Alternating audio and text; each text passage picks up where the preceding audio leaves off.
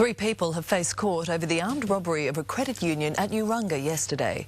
Philip Jarrett, Peter Stadhams and Jasmine Bowden faced Kempsey Local Court this morning and were refused bail.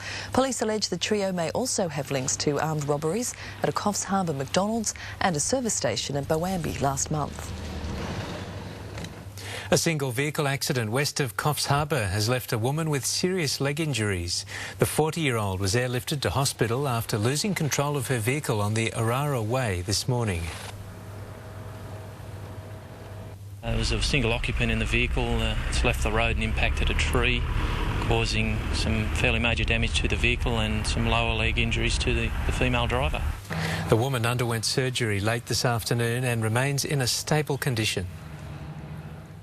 The Greens have put forward a ticket of endorsed candidates to run in September's Port Macquarie Hastings Council election. They include agricultural scientist Ian Oxenford, veterinarian Tom Ferrier and teacher Druzy Meggitt. Also on the list is former university lecturer Tin Tau Nu, whose cousin is Burmese opposition leader Aung San Suu Kyi. 2 of the candidates are no strangers to the political arena, with Druzy Meggitt running in last year's state election and Ian Oxenford contesting the 2010 federal election. The council ballot will take place on September 8. Hospitals in Coffs Harbour, Port Macquarie and Taree have received life-saving equipment to help newborn babies and infants in emergencies. The Good Egg packs are being delivered to 23 regional hospitals across the state. 5-year-old Noah Woods is a happy, healthy little boy who started his life with a giant battle. Once his daddy cut his umbilical cord, he started to go blue. He was then rushed here into the special care unit, where we were told he had little to no chance of surviving the night. Born with a serious heart problem, Noah needed to get to a major hospital quickly. That's where the Newborn and Paediatric Emergency Transport Service, or NETS, came in. NETS were fantastic. They came straight away. They maintained an extraordinarily high and complex level of intensive care. Today, representatives from NETS were on hand with another very special delivery, a Good Egg pack containing all manner of life-saving equipment. We need to be able to grab equipment and run, and this is a very practical solution to that dilemma for us. Verity Woods says she was thrilled to be able to bring Noah along for today's handover. He's a miracle. There's no other way to put it. We still see his doctors and they still shake their head and just can't believe that he's here and so healthy. Lynn Laleen, NBN News. Police are investigating the cause of a fire that gutted a backyard shed at a home in Corokai this morning.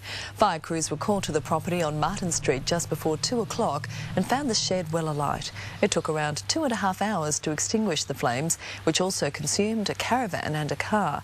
Luckily, no one was injured in the blaze. Work on the multi-million-dollar Bucketts Way upgrade is expected to start later this year, following the release of Stage 1 funding. The federal government has given Gloucester Shire Council almost $900,000 to tender, design and survey the works. The $17.6 million project will see 30 kilometres of road reconstructed. Taree's Fire and Rescue Service has appointed a new station commander following the death of long-serving leader Max Beard in March.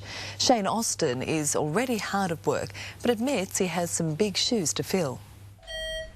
Shane Austin has been working with New South Wales Fire and Rescue for the past 14 years. After dedicating his time to the country's busiest station in Sydney, he's now made the move to the country to join the team at Taree. I'm pretty happy up here. It's a lovely town, good people. I've made some good friends already with the other emergency services in town, so together I hope we can continue to provide Taree with an excellent fire and rescue service. The move comes after long-serving station commander Max Beard passed away from illness in March. I never met Max personally, but I've heard great things from all the crew here. Sadly missed. Max did 19 years here all up, and I hope to continue the fine legacy that he left here. And he's hit the ground running just days into his new job.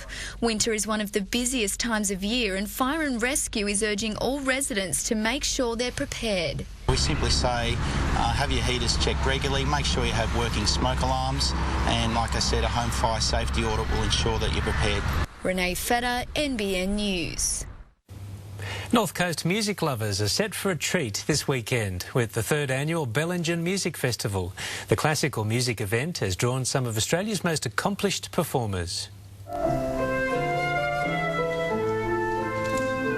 The music festival is only in its 3rd year, but it's already established itself as a quality event. Once again, there's a varied lineup of top quality artists. The Song Company, which is the major performers, they're performing on Friday night and Saturday night. They're internationally renowned and awarded vocal ensemble. The Bellingen Youth Orchestra will be among the performers, which also include classical guitarists, a string quartet and vocalists. As well as the 5 concerts, on Saturday there'll be a singing workshop with the Song Company, as well as the chance to perform. And people can subscribe to that and spend 2 or 3 hours learning how the Song Company achieve their wonderful sound.